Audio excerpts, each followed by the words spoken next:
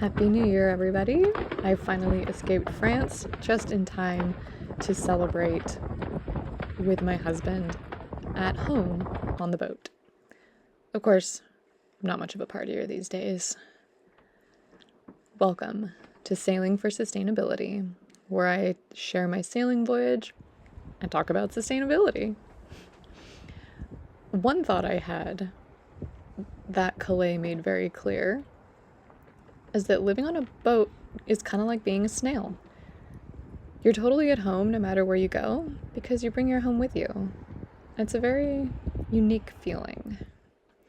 Anyway, after the holidays, I immediately started taking down the mainsail and collecting the hardware and working on other boat projects. This is the only path to get to a chandlery. It feels like a secret, and it's kind of a magical place because we've been finding exactly what we need there. Of course, the chandlery isn't really a secret if your boat is here on the hard or in the marina nearby. One of my favorite features about it, though, was this little microplastic bin. Very thoughtful, very clear, and, ocean lovers unite. I also thought the town of Poole in general had a great little recycle kick, using art to engage people in how to handle waste and dealing with it. Anyway, aside from working on the boat, we made sure to enjoy ourselves and engage in a lot of British activities like drinking at pubs, playing darts, eating at a restaurant from the 1500s. And I found what is probably my favorite mural of the trip so far. Even Odin started to enjoy himself and venture out more because it was a tad bit sunny. And I'd been reading this great book that was telling the story of conserving Lyme Bay. And we sat down at dinner and Lyme Bay mussels were on the menu. It was this great story full of political tension and an oil spill and foreign fishing fleets ruining the livelihoods of local fishers, and essentially a community coming together and living in harmony with their habitat. A working group formed, and together they determined their objectives. And now Lyme Bay is a huge success story and a conservation model for the world to follow. But eventually, our time in England came to an end. Hey y'all, it is a beautiful, very clear, very crisp night in Poole. It is our last night here in England. We are setting sail tomorrow morning, and we're gonna just beeline it for Brest, France. That will be the last point at which we can check the weather and decide if we need to stop and wait, or if we can just keep on going and cross Biscay immediately, which would be ideal. I can't wait to get to warmer weather. I'm really excited to have a good mainsail and to take it out for the first time. Oh my god. That was the whole reason we stopped in Poole, was for Kemp Sails. They did an amazing job installing, amazing job building the sail. I'm just so grateful to them and really, really excited. They are, according to a marine mechanic we chatted with, the last proper family-run sail makers in the UK. It is truly a family business, and you are treated very well. So, I love Kemp Sails. It was really exciting watching them put the mainsail on. Brett helped, of course. At one point, we had to divide and conquer, and I ran some errands. But yeah, the weather's looking good from now for the next couple weeks, and we're just gonna take advantage of it and go as hard as we can. Yeah, just sailing by castles. Yeah, sailing by castles. It's just what you do in Europe, I suppose. With any mode of transportation, just pass by castles. So the day finally came that we were leaving the UK, off to the English Channel, and, of course, raising our new mainsail, which was very, very exciting.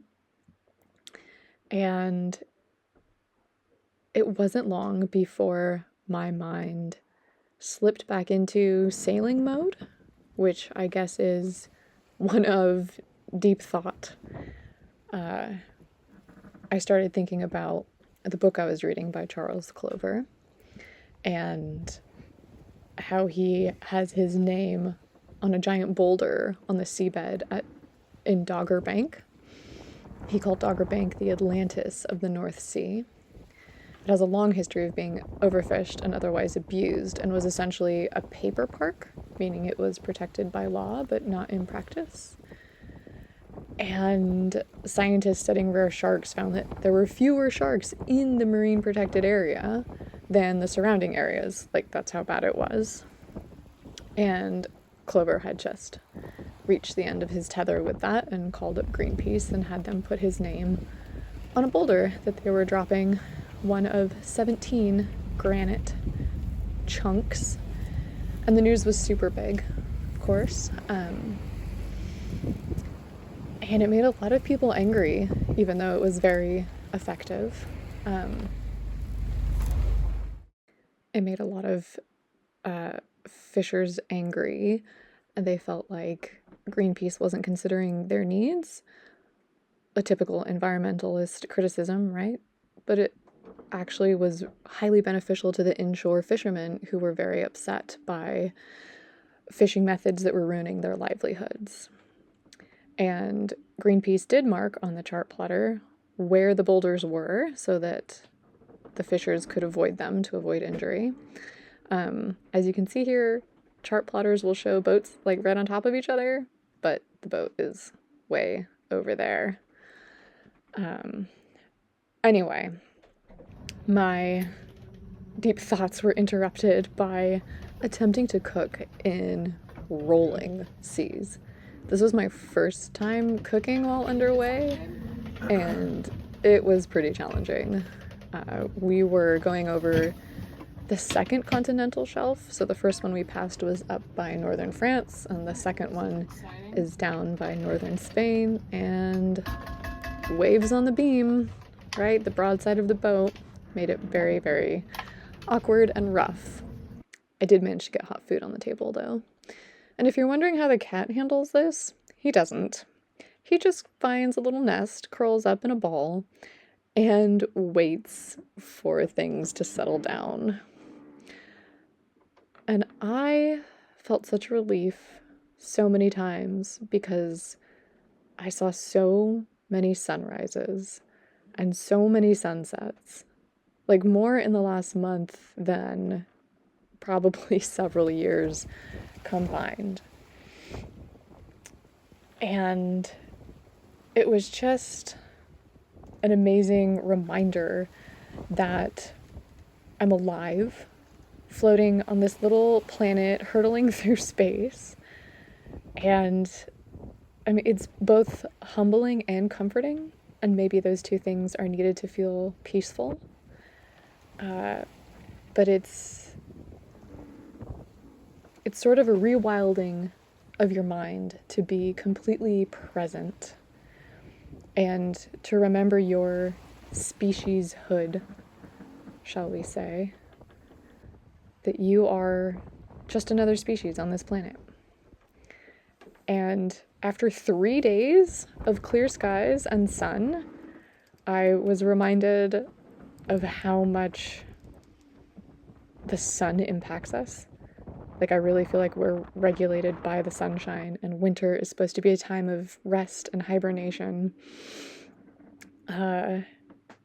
And yeah, so sailing for 6 days straight was like reconnecting with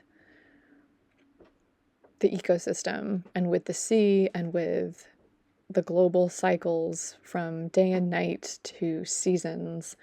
And as I was thinking about, restoring and rewilding and all those concepts, I also thought about how we need to do that with our minds. We need to rewild our minds in order to really understand how to rewild a place and be part of the wild itself. And that's a big part of why I'm choosing to inhabit the sea and go on this voyage. I'm rewilding my mind so that I can be a better ocean advocate, climate activist, artist, and person.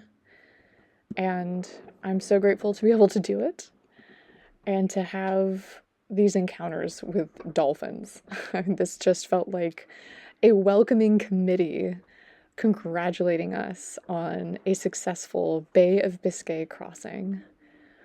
These dolphins, oh, they played in the wake from the bow of the boat for like, I don't know, 15, 20 minutes, and it just felt like an eternity in a way. Like, part of me will forever live in this moment, and it's just such a gift to see them in person and to hear their breath. And I think at one point I even got like sprayed from the blowhole breath because I was just laying flat on the deck at the bow so I could see them as well as possible. And yeah, this was just an absolute treat. It felt like waking up from the dream of frigid, cold winter. Welcome back to the sunshine.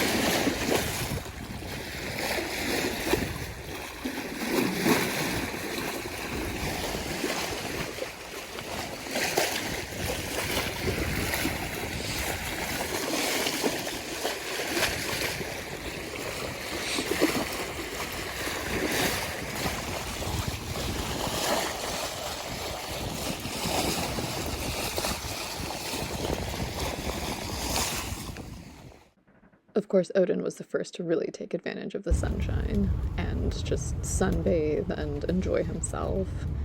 He started joining me on all of my watches and lounging in this chair that we put for him under the spray hood. Ugh, to be a sailing cat, what a life. And of course, I went from being somewhat miserable and freezing and feeling like my nose is going to fall off to shedding layers and just loving life. I felt like I was coming awake again. And Brett got really good at spotting lobster pots, which of course made me think of Dave, the crab and lobster fisher in Lyme Bay, who almost had his pots destroyed by scallop dredgers from a foreign fleet. But yeah, they are relatively hard to spot, and thank you, Portuguese lobster fishermen and women, for labeling your lobster pots well. Brett did a really good job at dodging them. Anyway, we finally started on day 6 to round the corner of the Portuguese coast, and the sky seemed to just be putting on a show of different hues and pastels of blue, and there's something really peaceful about it.